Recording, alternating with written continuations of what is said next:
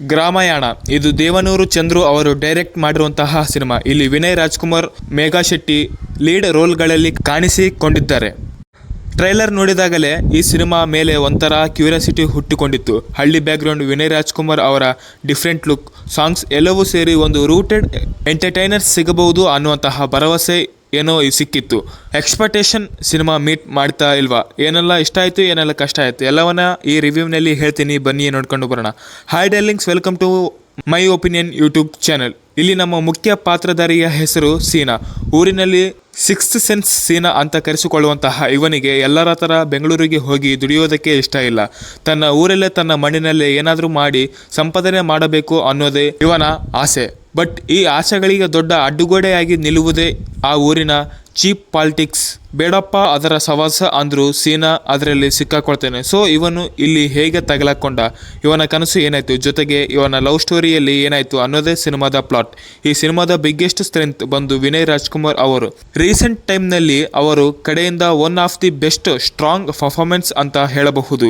ಈ ಪಾತ್ರಕ್ಕೆ ಬೇಕಾಗಿರುವಂತಹ ಇನೋಸೆಂಟ್ ಹ್ಯೂಮರ್, ಇಮೋಷನ್ಸ್ ಎಲ್ಲ ಶೇಡ್ನಲ್ಲೂ ಚೆನ್ನಾಗಿ ಕಾಣಿಸಿಕೊಂಡಿದ್ದಾರೆ. ಕೆಲವೊಂದು ಇಮೋಷನಲ್ ಸೀನ್ಸ್ನಲ್ಲಿ ಅವರು ಸ್ಕ್ರೀನ್ ಕಂಪ್ಲೀಟ್ ಆಗಿ ಬೈ ಮಾಡಿಕೊಂಡಿದ್ದಾರೆ. ಸಿನಿಮಾ ಡಲ್ ಆಗುವಂತಹ ಚಾನ್ಸ್ ಇದ್ದಾಗ ಕೂಡ ಇವರ ಪರ್ಫಾರ್ಮೆನ್ಸ್ ಸಿನಿಮಾನ ಒಂದು ಮಟ್ಟಕ್ಕೆ ಕಂಪ್ಲೀಟ್ ಮಾಡಿದೆ ಅಂತಲೇ ಹೇಳ್ತೀನಿ. ಮೇಘಾ ಶೆಟ್ಟಿ ಕೂಡ ಚೆನ್ನಾಗಿ ಕಾಣಿಸುತ್ತಾರೆ. ಕಮರ್ಷಿಯಲ್ ಹೀರೋಯಿನ್ ಅಂತ ಸುಮ್ಮನೆ ಸಾಂಗ್ಸ್ಗೆ ಸೀಮಿತವಾಗದೆ ಕತೆಗೆ ಬೇಕಾಗಿರುವಂತಹ ಬೆಂಬಲವನ್ನು ಕೊಡ್ತಾರೆ. ಅಪರ್ಣಾ ಅವರಿಗೆ ಇಲ್ಲಿ ಒಳ್ಳೆಯ ಪಾತ್ರ ಸಿಕ್ಕಿದೆ. ಪರದೆಯ ಮೇಲೆ ಬಂದಾಗಲೆಲ್ಲ ಒಂಥರ ಮೆಚುರಿಟಿ ಮತ್ತು ಇಮೋಷ್ನಲ್ ತೂಕವನ್ನು ತಂದುಕೊಡುತ್ತಾರೆ. ನಮ್ಮೊಟ್ಟಿಗೆ ಇವರು ಇದ್ದಿದ್ರೆ ಇನ್ನಷ್ಟು ಬಲವಾದ ಪರ್ಫಾರ್ಮೆನ್ಸ್ಗಳನ್ನು ನಾವು ನೋಡಬಹುದಿತ್ತು. ಸಪೋರ್ಟಿಂಗ್ ಆಕ್ಟರ್ಸ್ನಲ್ಲಿ ಅಚಿತ್ ಕುಮಾರ್, ಗೋಪಾಲಕೃಷ್ಣ, ದೇಶಪಾಂಡೆ ಎಲ್ಲವೂ ತಮ್ಮ ಪಾತ್ರಗಳನ್ನು ಚೆನ್ನಾಗಿ ನಿಭಾಯಿಸಿದ್ದಾರೆ. ಬಟ್ ಅಚಿತ್ ಕುಮಾರ್ ಅವರ ಪಾತ್ರ ತುಂಬಾ ಹಾಫ್ ವೆಲ್ ಗುಡ್ ಅಂತ ಅನಿಸಿದ್ದು ಕೂಡ ನಿಜಾನೇ. ಯೋಗಿ ಅವರ ಪಾತ್ರದ ಬಗ್ಗೆ ಮಾತನಾಡಬೇಕು ಅಂತಂದರೆ ಅವರ ಪಾತ್ರದಲ್ಲಿ ಇನ್ನೂ ಸಾಕಷ್ಟು ಪಾಸಿಬಿಲಿಟೀಸ್ ಇದ್ವು. ಎಸ್ಟಾಬ್ಲಿಷ್ ಮಾಡಿದ್ದಾರೆ, ಆದರೆ ಎಕ್ಸ್ಪ್ಲೋರ್ ಮಾಡೋದ್ರಲ್ಲಿ ಸ್ವಲ್ಪ ಆ ಪಾತ್ರ ಹಿಂದೆ ಉಳಿದಿದೆ ಅಂತಲೇ ಹೇಳಬಹುದು.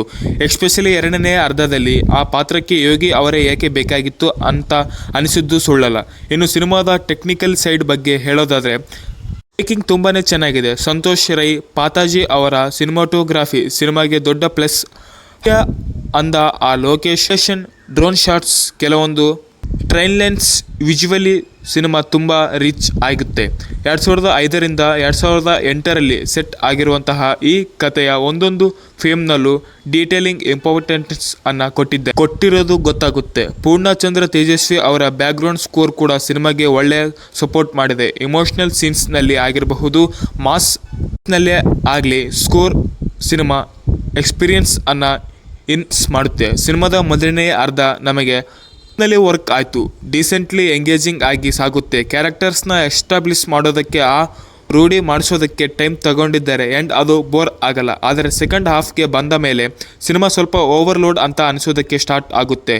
ಇಲ್ಲಿ ಸಾಕಷ್ಟು ಪಾರ್ಟ್ಗಳು ಇದೆ, ಆದರೆ ಅವುಗಳಲ್ಲಿ ಯಾವುದೂ ಕೂಡ ಕಂಪ್ಲೀಟ್ ಆಗದೆ ಡೆಪ್ತ್ಗೆ ಹೋಗಲ್ಲ. ಒಂದೊಂದು ಇಂಟ್ರೆಸ್ಟಿಂಗ್ ಐಡಿಯಾನ ಮಾಡ್ತಾರೆ, ಬಟ್ ಸ್ವಲ್ಪ ಹೊತ್ತಲ್ಲೇ ಬೇರೆ ಟ್ರ್ಯಾಕ್ಗೆ ಅದು ಮೂವ್ ಆಗುತ್ತೆ. ಇನ್ನು ನಮ್ಮ ದೊಡ್ಡ ಇಶ್ಯೂ ಅಂತ ಅನಿಸಿದ್ದು ಸಾಂಗ್ಸ್. ಸಿನಿಮಾದಲ್ಲಿ ಸುಮಾರು 9 ಹಾಡುಗಳು ಇದ್ದಾವೆ ಗುರುವೆ, ಮತ್ತು ಕೆಲವೊಂದು ಕಡೆ ಅವು ಕಥೆಯ ಫ್ಲೋ ಅನ್ನು ಆಗಿ ಬ್ರೇಕ್ ಮಾಡುತ್ತೆ. ಕಥೆಯ ಮೂಮೆಂಟ್ಸ್ ಬಿಲ್ಡ್ ಆಗೋಯ್ತು ಅನ್ನುವಂತಹ ಟೈಮ್ನಲ್ಲಿ ಸಾಂಗ್ಸ್ ಬರೋದ್ರಿಂದ ಕನೆಕ್ಷನ್ ಸ್ವಲ್ಪ ಕಟ್ಟಾಗುತ್ತೆ.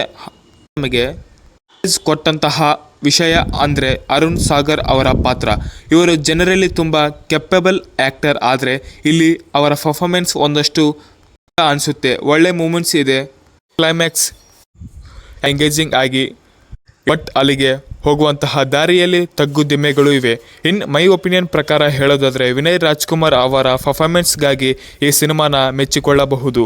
ಸೊ ಫೈನಲಿ ಇದಾಗಿತ್ತು ಗ್ರಾಮಯಾಣ ಮೂವಿಯ ರಿವೈವ್. ನೀವು ಮೂವಿ ನೋಡಿದರೆ ಮೂವಿ ಹೇಗಿತ್ತು ಅನ್ನೋದನ್ನು ಕಮೆಂಟ್ ಮೂಲಕ ತಿಳಿಸಿ. ಸಿಗೋಣ ನೆಕ್ಸ್ಟ್ ವಿಡಿಯೋದಲ್ಲಿ.